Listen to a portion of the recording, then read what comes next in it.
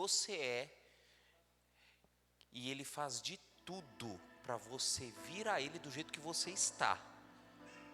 Mas a graça dele é tão grande que Ele não permite você ficar do jeito que você é. Ele quer te melhorar a cada dia, a cada instante. Você tem que vir para Deus do jeito que você é. Não importa os pecados, os erros, o que você fez ou faz. Vem para Deus do jeito que você está. Entrega a vida na mão dele e ele vai melhorar você. Isso você pode ter certeza. Esse é o momento dos pedidos e dos agradecimentos. Se você tem algum pedido, vem aqui, coloca aqui na caixinha de oração. Daqui uns dias nós faremos um programa, uma programação para a igreja, e nós iremos queimar esse pedido. Se você tem algum pedido, vem cá, coloca aqui na caixinha de oração, e nós iremos orar por esse pedido. Pode colocar aqui que Deus atende a tua oração, pode ter certeza disso.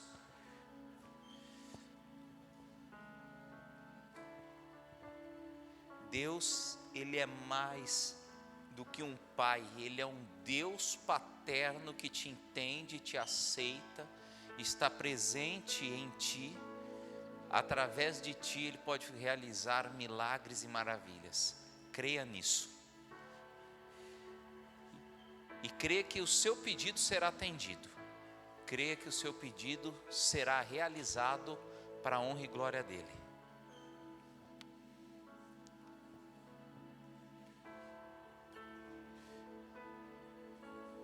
Vamos orar? Convido você a fechar os seus olhos. Tem mais um vindo, ou melhor, mais dois vindo. Vamos orar ao nosso Deus, pedindo a Deus clemência, misericórdia e que atenda os nossos pedidos. Oremos. Senhor Deus, queremos lhe agradecer pelo dia que o Senhor nos deu, pela tua graça, pela tua proteção. Senhor, venha fazer morada no nosso ser e venha atender os pedidos que acabamos de colocar na caixa de oração. Que eles se realizem para a honra e glória do seu nome. E que o Senhor seja um Deus que cumpra a sua promessa no nosso viver. Ajuda-nos, abençoa-nos e unja-nos a cada instante. Venha, Senhor, abrir a nossa mente e o nosso coração para o estudo de hoje. É isso que nós lhe pedimos em nome de Jesus. Amém, Senhor. Amém. Antes de começar o sermão, eu tenho dois recados. O primeiro é legal, que depois do culto nós teremos comissão. Quem está rindo sabe o que é. É um negócio muito legal. Viu, secretária? Teremos comissão. Eu decidi agora, não adianta olhar de cara feia, tá? E o outro é mais legal ainda. Nós vamos dar um presente hoje para você. Ó, você vem para a igreja e recebe presente.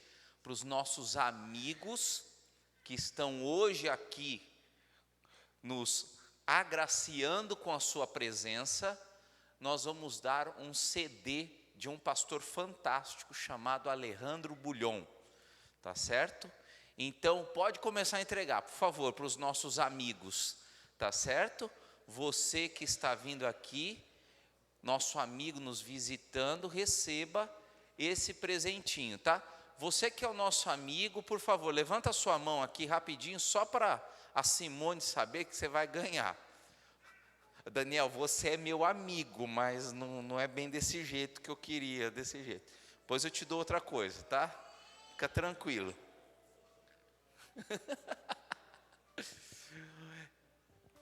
É um por família, tá? Porque a família vai ouvir junto, ok? Você, todo mundo já recebeu? Quem não recebeu ainda, levanta a mão, nossos amigos. Receberam? Tá bom então, legal. Louvado seja Deus por isso, sinta-se bem. Ó, daqui uns dias vai ter outro brinde. Sabe qual é o dia que vai ter outro brinde, outro presentinho? Você sabe? Não, né? Eu também não vou contar para você vir todo dia. Vai que aparece, você vem e é esse o dia. Vamos ligar? Hoje eu queria começar com uma pergunta, o tema de hoje. E a pergunta é essa: qual é o verdadeiro sentido da vida? Você já parou para pensar isso? É uma pergunta tremendamente filosófica. Os filósofos passam a vida inteira estudando essa pergunta aqui: qual é o sentido da vida? Certa vez um pesquisador jornalista mandou uma carta para 200, 300 filósofos, perguntando qual é o verdadeiro sentido da vida. E a maioria respondeu. E sabe o que eles responderam? Quando você descobrir, por favor, me avise. A gente passa a vida inteira tentando encontrar o verdadeiro sentido da vida. E muitos de nós vamos para o túmulo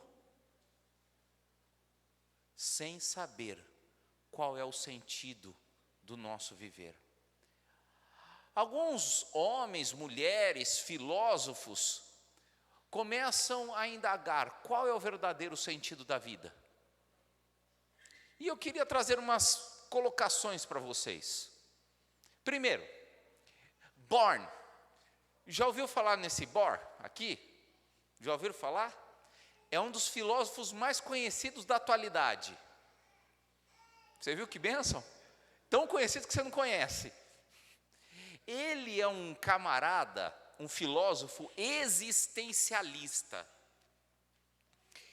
Não é bom ficar lendo esse camarada, mas é interessante ler ele. E ele diz o seguinte: o sentido da vida consiste no seguinte, e que não há sentido algum em dizer o que a vida não tem sentido. Entendeu? Qual que é o sentido da vida? Não tem sentido. Se existisse, não tinha sentido também. Esse camarada aqui, Niels Bohr, ele é um dos papas das faculdades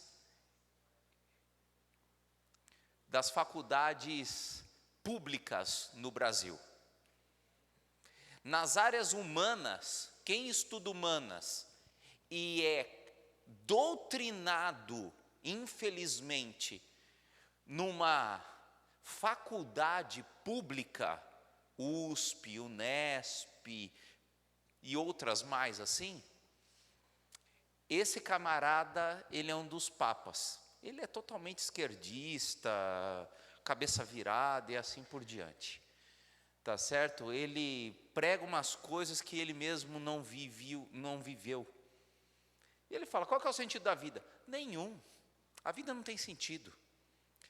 Outro camarada, esse daqui é de respeito, não é verdade?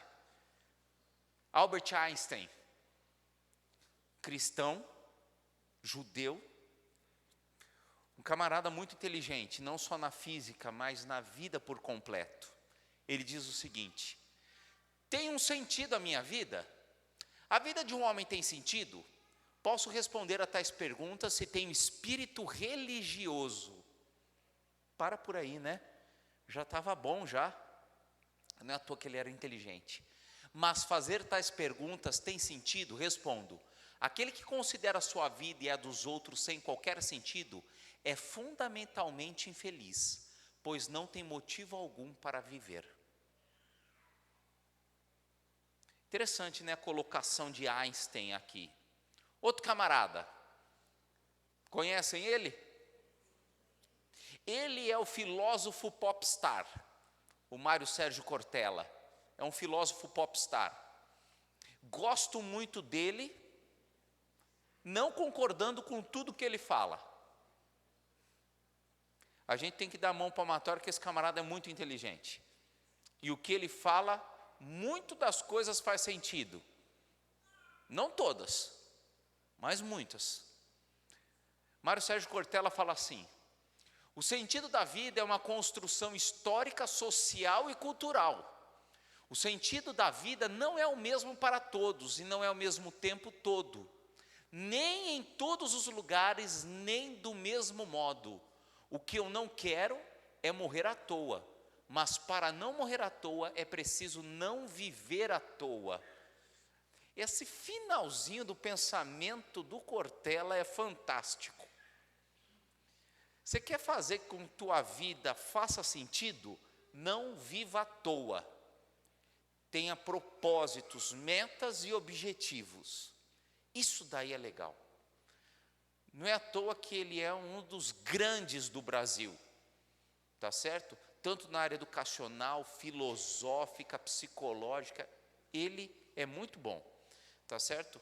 Toma cuidado porque ele não é adventista, né? Então a gente tem que ter o balanço, né? Outro camarada, outro grande pensador. Vocês conhecem esse daqui? Conhece ele? Um grande pensador. Dizem que ele foi o homem mais inteligente do mundo, depois de Jesus, claro, né? Um rei que governou Israel, pediu inteligência para Deus e Deus o deu. Quem que é? Salomão. Salomão fala assim, ó, qual que é o sentido da vida? Qual que é o sentido da vida? Salomão fala em Eclesiastes 12, qual que é o sentido da vida? Vamos ler todo mundo em voz alta? Todo mundo, comigo. De tudo o que se tem ouvido, a suma é: teme a Deus e guarda os seus mandamentos, porque isto é o dever de todo homem. Porque Deus há de trazer a juízo todas as obras, até as que estão escondidas, quer sejam boas, quer sejam más. Salomão fala assim, qual que é o sentido da vida? Já velho, idoso, pensando, ele fala assim, o resumo da vida, o resumo de tudo, é o seguinte: teme a Deus. O que é temer a Deus? É ter medo? Não, é ter respeito. É entender que Ele é a razão do nosso viver. Teme a Deus. E faz o quê? Guarda os seus mandamentos. Que mandamentos são esses? Os 10 mandamentos, Êxodo capítulo 20. Nós iremos estudar eles essa semana, ok? Êxodo capítulo 20, iremos estudar os mandamentos na sexta-feira. Precisa guardar os mandamentos de Deus? O que você acha? Mas Deus fala, o resumo é, ame a Deus e ame ao próximo. Os 10 mandamentos ainda valem? Não sei. Porque Jesus, ele falou, ame a Deus e ame ao próximo. Quer saber se os 10 mandamentos valem? Ou se só o mandamento do amor vale? Vem sexta-feira que a gente vai falar. Tá bom? Teme a Deus e guarda os seus mandamentos. Guardar os mandamentos de Deus. Esse é o dever de todo homem. Esse negócio de dever é interessante, né? É o seguinte, não é tua escolha, é teu dever. Dever é o quê? Obrigação, ponto final. É o pastor que está falando? É a Bíblia. É a tua obrigação. Se você não obedece, se você não cumpre a tua obrigação, você está errado, ponto final. Por quê? Porque existe um juízo. E nesse juízo vai vir à tona todas as obras que você faz. Quer elas sejam boas, quer elas sejam más. E se as obras forem más, você vai para onde? Você vai para um lugar quente. E o teu vizinho vai ser um camarada meio chifrudo e com rabo. Você escolhe. E se você fizer as boas obras, você vai para onde? Para o céu. Inferno no sentido figurado e céu também no sentido figurado. Falando nisso, existe inferno? Sim ou não? Sim, existe. Eu vou provar na Bíblia essa semana. Vou provar que existe inferno na Bíblia essa semana. Quer saber qual dia? Vem todos que um dia você vai acertar. Um dia você vai acertar. Tá bom? Acho que é terça, quarta, quinta, segunda, sexta não é, porque eu vou falar dos 10 mandamentos, né? Já queimei um dia já. Então, é de segunda a quinta. Um desses dias eu vou falar sobre se existe inferno ou não, tá? Então, o tema de hoje é sobre juízo divino, ok? Vamos ler Hebreus 8, de 1 a 2? Abra sua Bíblia. Vai existir o juízo de Deus? Essa é a grande pergunta, né? Deus é um Deus de amor, não é? Deus é um Deus de amor. Se Deus é um Deus de amor, Ele é um Deus também de juízo? O que você acha? Hebreus 8, 1 e 2. Hebreus está no Novo Testamento, tá? Quem tem a Bíblia igual a minha, página 1218. Vamos ler? Ora, o essencial das coisas que temos dito é que possuímos tal sumo sacerdote que se assentou à destra do trono da majestade do céu, como ministro do santuário do verdadeiro tabernáculo, que o Senhor erigiu e não o homem. Jesus Cristo, Ele começa um julgamento no céu através do tabernáculo dele. Ele senta no trono de Deus, tá certo? Outro texto, Hebreus 7, 25. Por isso também pode salvar totalmente os que por ele se chegam a Deus, vivendo sempre para interceder por eles. Hebreus 7, 25 nos dá uma pálida noção de cena de juízo também, com as palavras chegar a Deus e interceder por eles, se aproximar a Deus através do intercessor. Existe só um único intercessor, Jesus Cristo.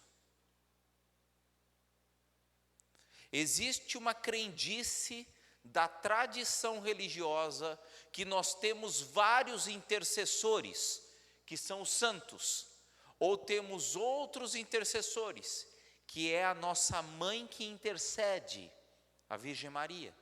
Não, só existe um único intercessor, e a cena do juízo traz isso para a gente, que é Jesus Cristo. Ele é que intercede por nós e ponto final.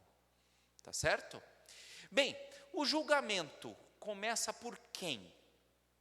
Quem irá ser julgado? O que vocês acham? Vamos ver? Apocalipse 11, 18.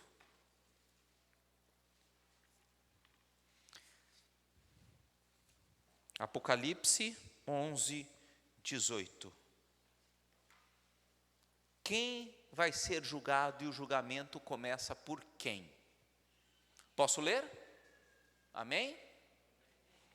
Na verdade, as nações se enfureceram. Chegou, porém, a tua ira e o tempo determinado para serem julgados os mortos, para se dar o galardão aos teus servos, os profetas, e aos santos que temem o seu nome, tanto pequenos como a grandes, para destruíres os que destroem a terra. O julgamento de Deus começará por quem?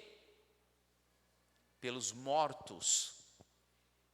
O primeiro a ser julgado, salvo ou perdido, será quem? Não é Adão, não? É Abel, porque Abel morreu primeiro que Adão. Tá certo? Porque Abel matou Caim Não foi? É o contrário, né? Abel foi o primeiro morto, assassinado pelas mãos do seu irmão Caim. Então por ele que começa o julgamento, tá certo? E aí vai sucessivamente todos os mortos, depois os vivos. Todos passarão pela cena do juízo. Você querendo ou não, você acreditando ou não, você entendendo ou não, vai chegar uma hora que você precisará sentar no banco dos réus e ser julgado. Interessante que o julgamento divino é um pouquinho diferente do julgamento humano, porque ele é justo e perfeito. Nós vivemos num mundo, infelizmente, que o julgamento tem corrupção. Não é verdade? No Brasil não, né? Não riam, por favor. E a gente vê que os tribunais, instâncias governamentais, infelizmente existem algumas pessoas que trabalham com corrupção. E isso faz com que você e eu desacreditemos do julgamento correto. Mas, gente, nós podemos ter a certeza que o julgamento de Deus é correto e justo, ok? Existe um julgamento no céu. E o que mais existe na cena do juízo divino? Vamos ver? Existe a arca dos 10 mandamentos. Olha só que interessante. Apocalipse 11, 18 e 19. Abriu-se então o santuário de Deus, que se acha no céu, e foi vista a arca da aliança no seu santuário. A arca da aliança é o local em que começa a se julgar. E qual é a base do julgamento da aliança? Os 10 mandamentos. Os 10 mandamentos são padrão de Deus para o juízo. Você será julgado pelos 10 mandamentos. Então os 10 mandamentos valem ainda hoje? Sexta-feira a gente vai saber disso. Sexta-feira nós vamos discorrer melhor os 10 mandamentos. Tá certo? E olha o que diz Tiago sobre os 10 mandamentos. Tiago 2, 10 a 12. Porque qualquer que guarda toda a lei, mas tropeça em um só ponto, se torna culpado de todos. Falai de tal maneira e de tal maneira procedei, como aqueles que hão de ser julgados pela lei da liberdade. O que Tiago está falando aqui? Se você guarda 9 dos 10 mandamentos, você é culpado de todos. Puxa vida, por quê? Eu estou guardando a maioria. Por que se eu deixo de guardar um, eu sou culpado de todos os outros? Deixa eu fazer uma ilustração chula, simplória, até infantil demais. Pensa que os 10 mandamentos são 10 elos de uma corrente, 10 gominhos de uma corrente. No primeiro gominho, Deus está segurando. No último gominho, você está segurando. E Deus está te puxando para o céu. Parece até história em quadrinho, né? E Deus está te puxando para o céu. Aí, o quarto gominho, você não usa, ele se quebra, porque você não obedece. Deus segura no primeiro, você no último.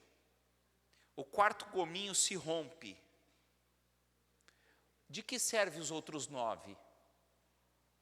De nada, porque a ligação foi anulada. Por isso que no momento que você deixa de guardar um mandamento só, você é culpado dos 10. Porque os outros 9 não servem mais. Ou você guarda os 10, ou não guarda nenhum. Interessante que a maioria das igrejas por aí, principalmente evangélicas, falam que Deus aboliu a lei. Não fala? Fala que Deus aboliu a lei. Então, você pega um camarada de uma igreja evangélica que fala que a lei foi abolida, pega a carteira dele e vai embora com a carteira dele. Porque a lei está falando não furtarás. Então você pode pegar a carteira dele e levar embora. A televisão dele, o carro dele, o que quiser. Não é verdade? Se não existe lei. A gente tem que pensar nisso. Mas vamos voltar para o juízo, que ainda tem muita coisa. Qual que é a cena do juízo então? Como é a cena do juízo? Daniel 7, 9 e 10. O que nós vimos agora?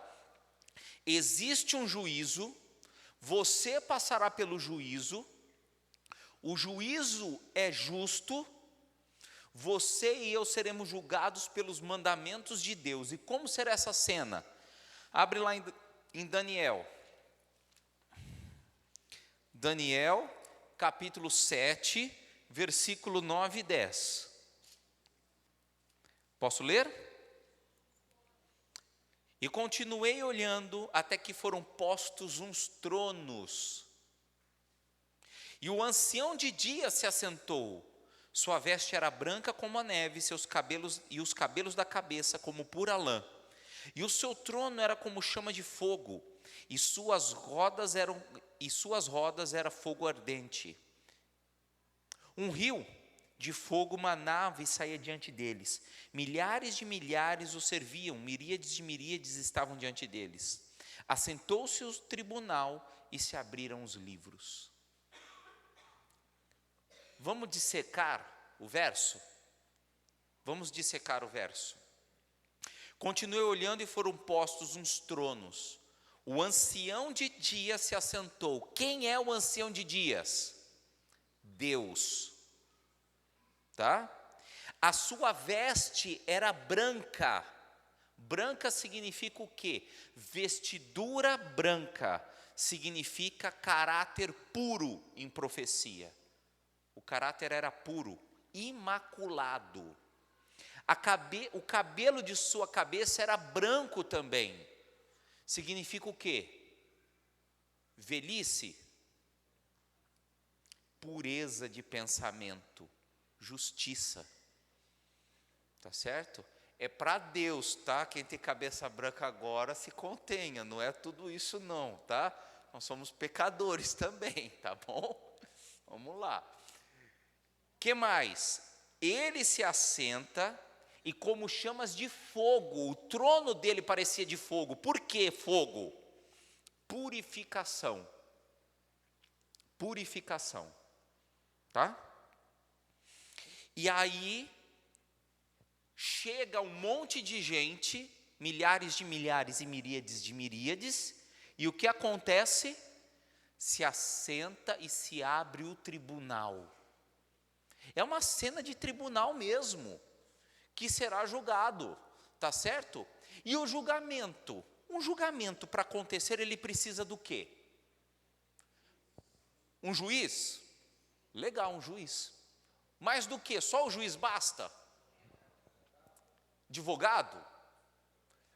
Advogados, porque tem um advogado de defesa e o de acusação, certo? O que mais de precisa?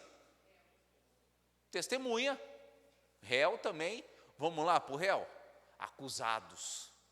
E o que mais? Provas. Não é verdade? Precisa disso. Quem é o juiz? Não é Jesus. Vamos ver qual que é? O advogado? O advogado não, né? O juiz. Segundo Timóteo. Abra sua Bíblia lá no Novo Testamento, 2 Timóteo, capítulo 4, versículo 8. Amém? Quem tem a Bíblia igual a minha, 1207. 2 Timóteo 4:8. Amém ou misericórdia? 2 Timóteo. Tá difícil aí, 2 Timóteo, gente? Tá entre Gênesis e Apocalipse, tá? Você vai encontrar rapidinho. 2 Timóteo 4:8. Vamos ler?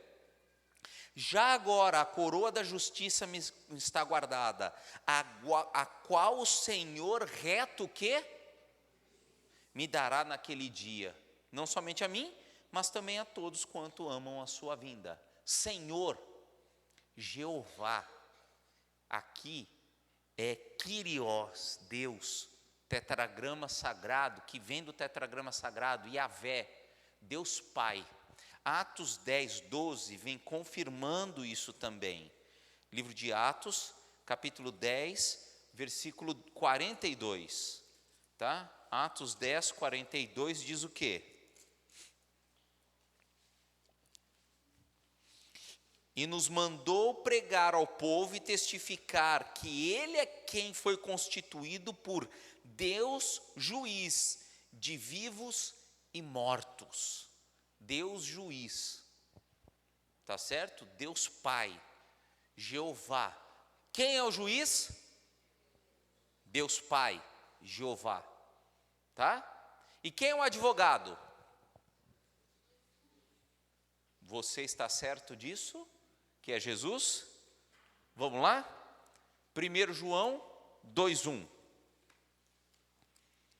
1 João 2:1. Não é o evangelho de João, tá?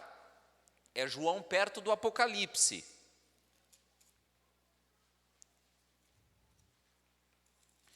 Primeiro João 2:1.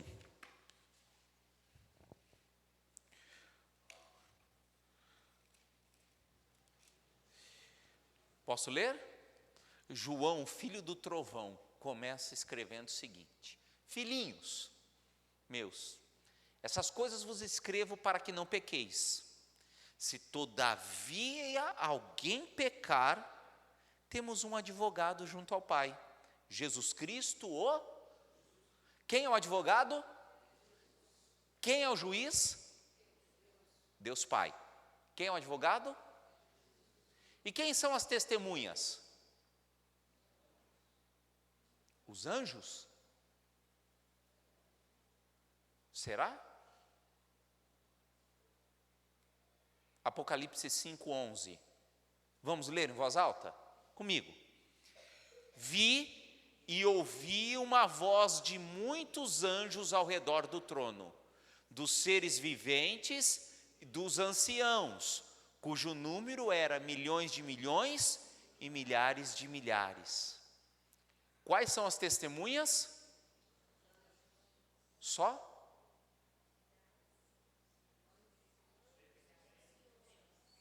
Os anjos, os ETs e os anciãos. Não é? Aí comprova, a Bíblia comprova que extraterrestre existe. Você vê que lindo, gente? E você achando que não existia. Você vê? Brincadeira à parte, vamos entender. Os anjos são testemunhas, tá? E eles estão olhando para nós a cada minuto, a cada instante, torcendo para a gente fazer a coisa certa. Seres viventes, quem são os seres viventes? São criaturas de Deus, homens e mulheres iguais eu e você, perfeitos, de mundos que Deus criou, não caídos. Pessoas como você e eu, perfeitos, que também se preocupam com a nossa salvação.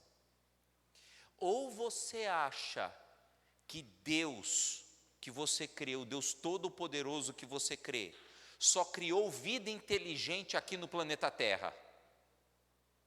Bem, vida inteligente entre aspas, né? Não tão inteligente, porque caíram em pecado.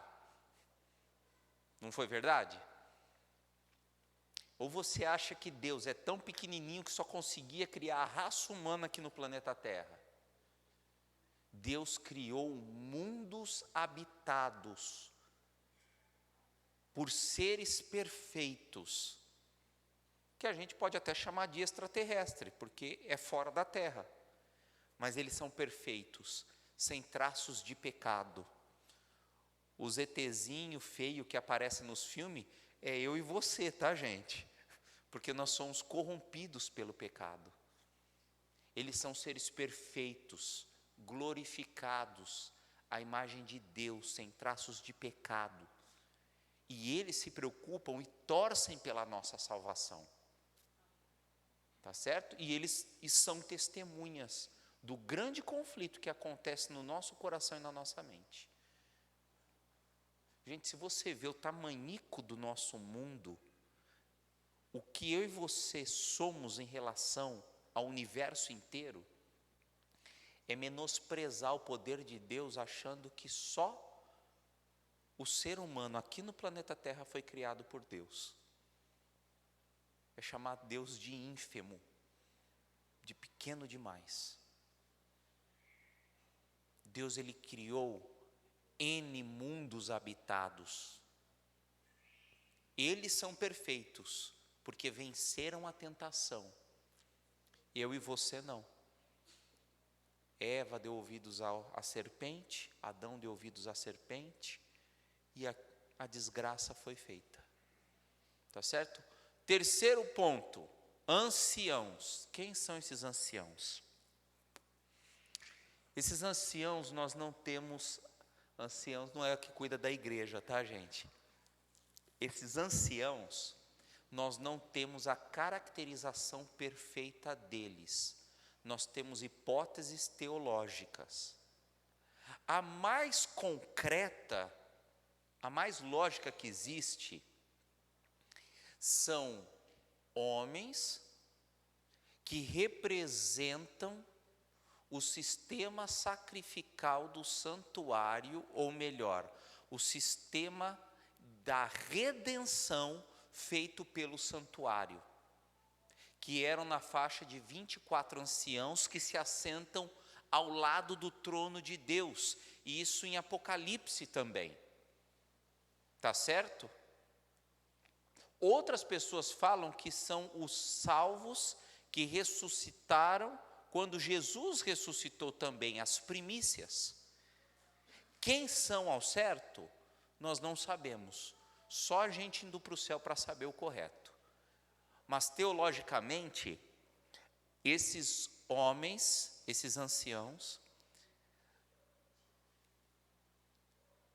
é uma representação do sistema redentivo de Cristo, que faz alusão ao sistema do santuário lá do Antigo Testamento, que tem uma representatividade no Apocalipse, já que o julgamento é feito no tabernáculo de Deus lá no céu. É muita informação em pouca frase, gente, eu sei. Mas vocês conseguiram acompanhar isso daí? É um raciocínio meio difícil, mas é por aí, tá bom? E eles eram o quê? Milhões de milhões e milhares de milhares, é um número N acompanhando a nossa salvação. E quais são as provas? Existem livros? O que você acha? Vamos lá. Olha só o que diz. Aqui na Bíblia está em Apocalipse 20, 12 e 13. Vi também os mortos, os grandes e os pequenos, postos em pé diante do trono. Então se abriram os livros, e ainda outro livro, o da vida, foi aberto. E os mortos foram julgados segundo as suas obras, conforme o que se achava escrito nos livros. Então aqui nós temos o quê? Pelo menos 3 livros. Um deles já tem o nome, o livro da vida. Tá certo? Vamos lá. E deu o mar os mortos que nele estavam, e a morte e o além entregaram os mortos que nele havia, e foram julgados um por um, segundo o quê? Você será julgado pelo quê? Pelo amor de Deus ou pelas suas obras? Pelo amor de Deus ou pelas suas obras você será julgado? Pelas suas obras. Pastor, mas a salvação não é pela graça? Sim.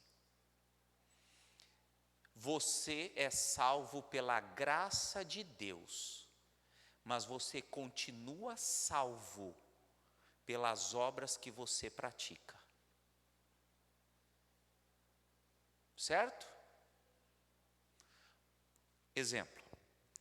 Você se casa pelo amor, não é? Você se casa por amor. Mas você continua casado pelas obras de amor que você pratica. Certo ou errado? Ou o marido que só sabe dar solavancos na esposa, continua casado também. A esposa que fica batendo no marido todo dia, ou coitado desse... Não apontem a esposa, por favor, gente. Depois a gente vai abrir um eu te escuto, tá certo? Uma linha, tá certo? Complicado isso daí. Nós homens oprimidos, né? Uma esposa continua casada com o marido sem ele expressar o amor dele? Não, continua. É pelas obras que você continua casado, não é verdade? Simples. Então você é salvo pela graça, mas continua salvo pelas obras de gratidão que você faz em relação à salvação que Deus já te deu. Obediência. Porque você é uma pessoa agradecida pela salvação que Deus já te deu. Por isso que você é julgado pelas suas obras. Tá certo? E o que é o livro da vida? Vamos lá, Apocalipse 20, 15. Olha só o que diz. Se alguém... Vamos ler todo mundo junto? Leia em voz alta comigo. Se alguém não foi achado inscrito no livro da vida, esse foi lançado para dentro do lago de fogo.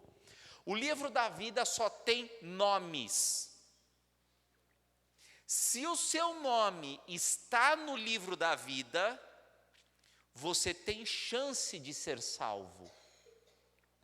Se o seu nome não está no livro da vida, nem chance de salvação você tem. Você já está no inferno, no lago de fogo. Pergunto, teu nome está no livro da vida?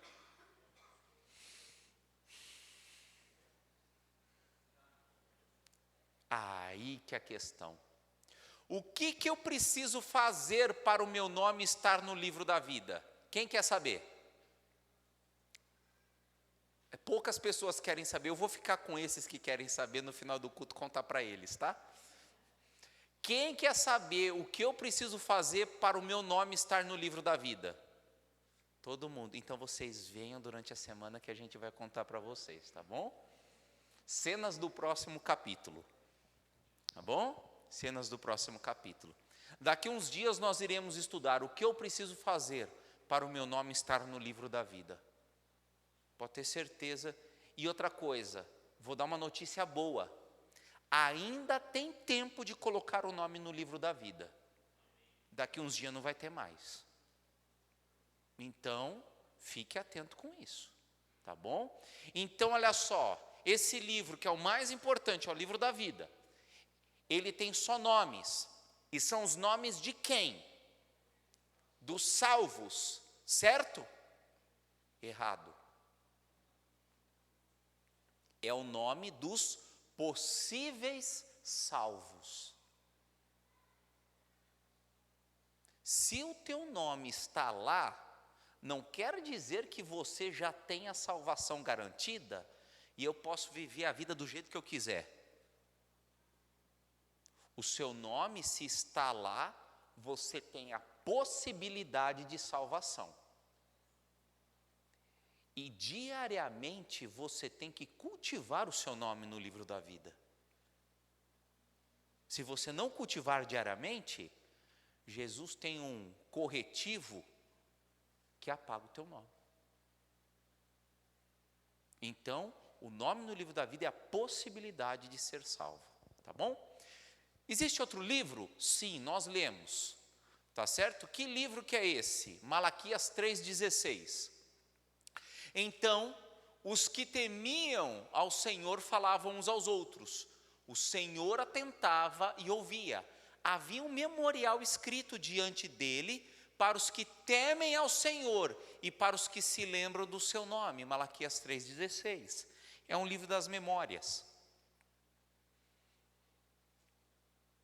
É um livro que escreve tudo que você faz. Coisa boa e coisa ruim.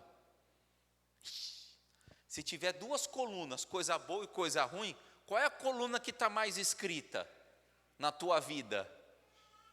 Vixe, né? A coluna das coisas boas ou a coluna das coisas ruins?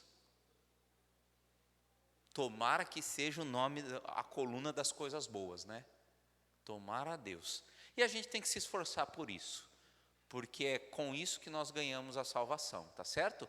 Então, existe o livro da vida e o livro da memória, que contém o registro de todas as atitudes dos salvos e dos perdidos. O que fazer para ter o nome no livro da vida, então? Cenas do próximo capítulo. Deus nos faz uma advertência. Que advertência é essa? Êxodo 32, 33. Leia comigo. Então disse o Senhor a Moisés: riscarei do meu livro todo aquele que pecar contra mim.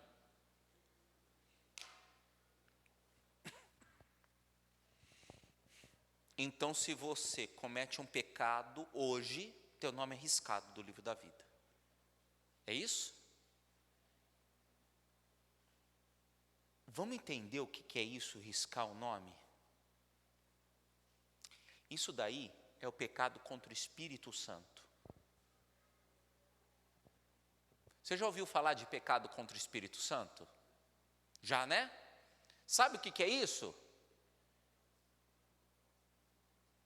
A maioria da gente não entende direito o que é o pecado contra o Espírito Santo. Pecado contra o Espírito Santo, e é isso daí que está falando, você e eu, antes de eu falar do pecado contra o Espírito Santo, você e eu somos pecadores. Quem daqui não pecou hoje? Levanta a mão. Todo mundo. Nossa, estamos perdendo tempo aqui. Só eu que não pequei, né? Eu levantei a mão. Eu pequei agora porque eu menti. Não é verdade? Todos nós pecamos hoje. Mas a gente tem consciência. E se você ainda não pediu perdão para Deus, você vai chegar na tua casa hoje à noite, antes de dormir, ajoelhar, orar e falar assim: Senhor, perdoa os pecados que eu fiz. Perdoa os erros que eu cometi. Não é assim que funciona todo dia contigo? E graças a Deus que é assim. Não é esse pecado que te risca o nome.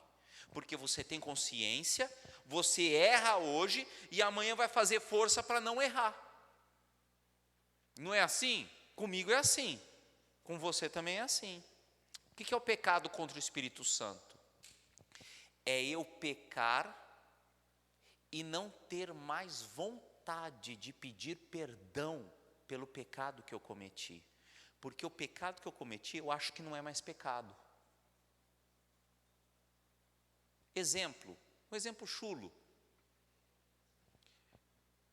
Eu vou lá nas lojas americanas, tal, eu fazendo propaganda, vai ter que ter marketing aí, tá certo? Nas lojas americanas tem umas prateleiras que tem balas, bombons, tudo a granel, que você compra unidade, né? Você compra uma bala, um bombom e assim por diante.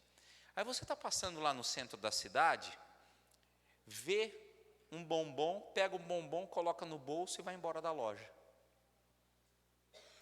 Aí você chega em casa e fala, meu Deus do céu, o que eu fiz?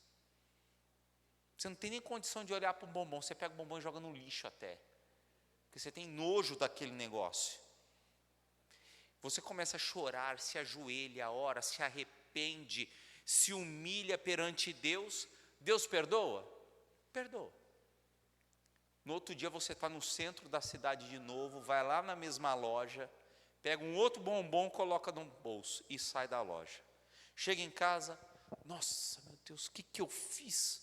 Esse bombom aqui, nossa, que pecado que eu cometi. Mas eu estou com fome e eu gosto de chocolate.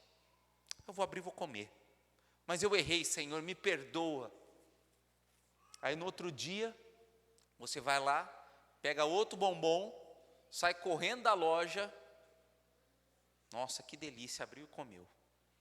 Ah, Senhor, me desculpa, vai. Errei de novo, nossa, mas eu quero bombom, eu gosto de chocolate. Aí no outro dia, você vai lá na loja, rouba um outro bombom, abre, come. Que bom, vou ver se amanhã eu faço isso de novo, porque esses bombons são gostosos. Aí no outro dia você vai lá, pega mais um, pega mais outro, isso cria rotina. Isso que é pecado contra o Espírito Santo, é você não colocar o teu pecado de joelhos pedindo perdão para Deus. Você não sente mais necessidade porque você acha que aquilo não é pecado. Teu coração empedrou sobre esse assunto. E se você não confessar os seus pecados, Deus não tem condição de perdoar, porque você acha que aquilo não é pecado, você acha que aquilo é bom. Porque Satanás endureceu o teu coração. Um exemplo bobo. Mas isso é devagarzinho pecar contra o Espírito Santo. Aí chega um momento que você não sente mais necessidade de pedir perdão, o Espírito Santo não tem mais necessidade de ser um teu intercessor, porque não tem intercessão para fazer, aí você errou, aí você pecou e você é um pecador. Aí sim, é esse pecado que fala aqui que risca o teu nome do livro da vida. Você está entendendo? É tão normal fazer isso, que eu não acho errado. Eu fumo e eu gosto. Que pecado tem nisso? Um monte. Eu bebo mesmo, e eu gosto disso. Eu tenho prazer nisso. Eu não acho errado de jeito nenhum. É meu estilo de vida. Está aqui, ó. É esse tipo de pecado. Entendeu? Não é o que você comete que você se ajoelha, ora e se arrepende. Tá certo? O que acontece quando eu peço perdão, então, pelos meus pecados? 1 João 9, o que diz? Se confessarmos os nossos pecados, Ele é fiel e justo para nos perdoar os pecados e nos purificar de todo o quê? Injustiça.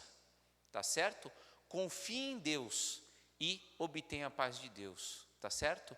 E olha só, o julgamento, ele vai ser encerrado um pouquinho antes da volta de Jesus. Olha o que diz Apocalipse 22, 11 e 12. Continue injusto fazendo injustiça, continue imundo ainda sendo imundo, o justo continue na prática da justiça e o santo continue a santificar-se. Eis que venho sem demora, e comigo está o galardão que tenho para retribuir a cada um segundo as suas obras. Vai chegar um momento no final da história do mundo, que Jesus simplesmente vai falar, agora basta. O julgamento terminou. O teu nome já vai ter passado no livro da vida e já vai ter passado no julgamento.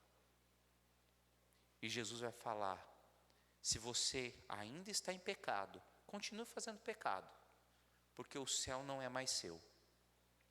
Se você está vivendo uma vida íntegra e reta, continua desse jeito, porque o céu já é seu e ninguém mais vai te tirar. Jesus não vai apagar o teu nome no livro da vida depois disso. Você pode ter certeza disso. Tá certo?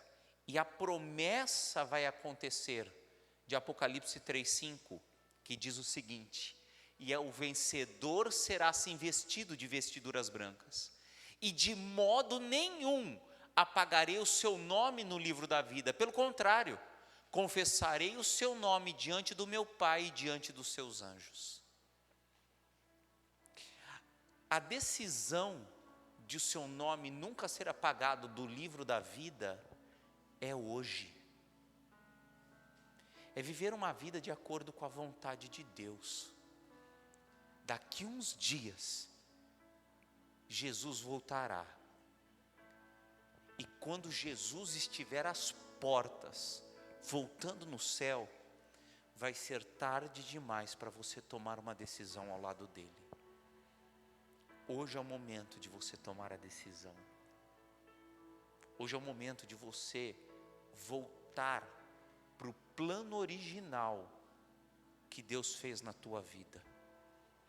Esse é o momento de você se entregar completamente a Deus e dizer: Senhor, eu não preciso ter medo do juízo, porque o Senhor é o meu advogado. O Senhor comprou o direito de ser meu advogado na cruz do Calvário, dando o teu sangue por mim. O Senhor me julgue, e eu não tenho medo, porque eu estou andando de acordo com a tua vontade, de acordo com a tua lei. Peco sim, mas a tua graça é maior do que os meus pecados, porque todo dia eu ajoelho e oro, pedindo perdão por eles. E o Senhor me concede o perdão.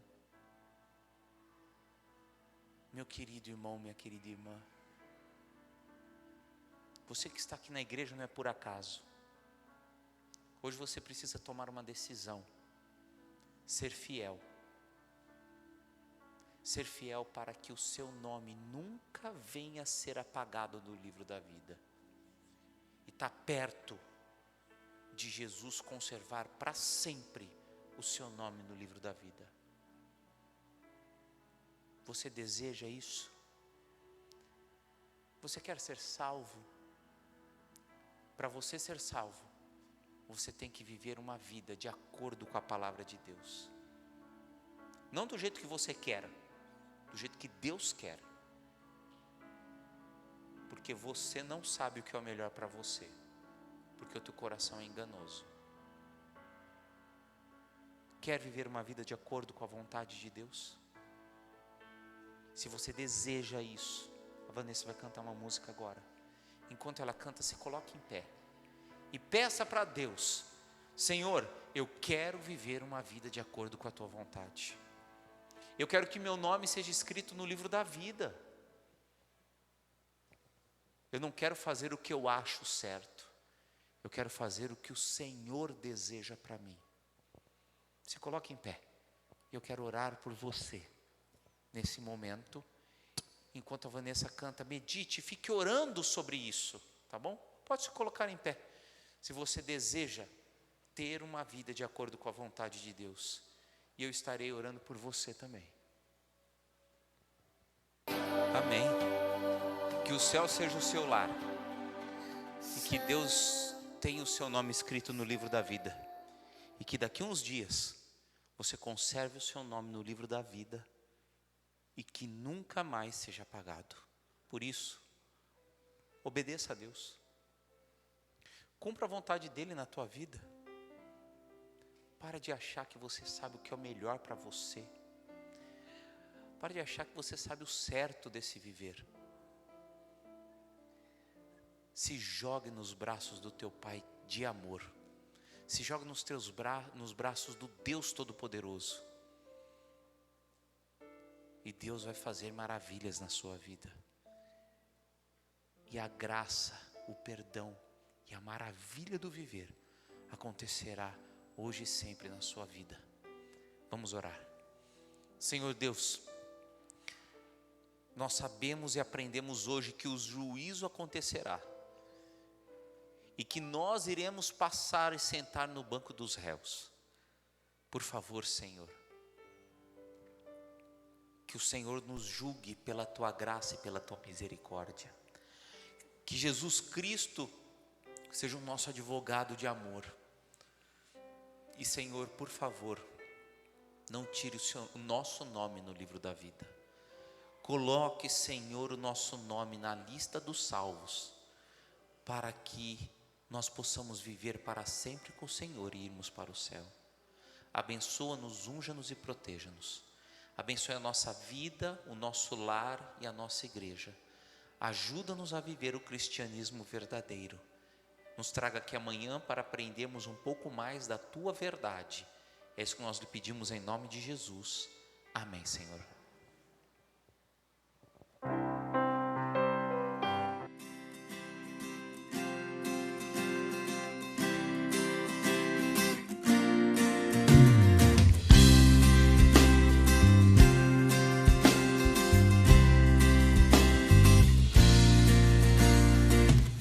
Senhor, em mim habitar, pois quero ser templo teu. Quando eu sair deste lugar, que Jesus permaneça